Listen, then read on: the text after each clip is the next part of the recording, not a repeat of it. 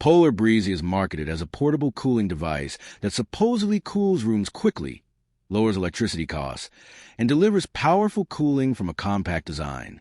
But the real question is it real cooling or fake marketing? Now, to be fair, portable cooling devices are real products. Small fans and evaporative coolers can absolutely create airflow and help people feel more comfortable. What it does well: portable and lightweight. Small cooling devices are easy to move between bedrooms, desks, and workspaces. Uses less power than traditional AC.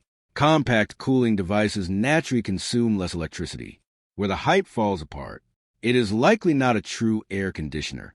This is the biggest issue. Many products in this category function more like evaporative coolers or fans rather than compressor-based air conditioners.